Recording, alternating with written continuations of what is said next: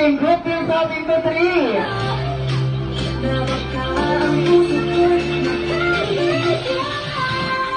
Diba na dito kayo tatay?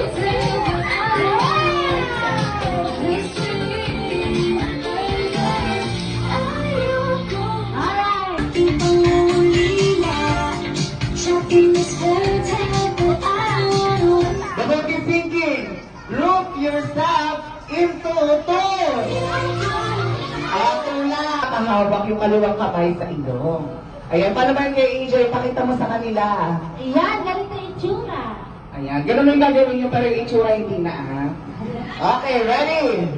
Event. Yung mataas na mataas ang gusto ni Kuya Xavier. Ayan, Yeah. sure. Pawakan ng ilong. Hold your nose. Bend your knees. Ibalot yung tuhod. And do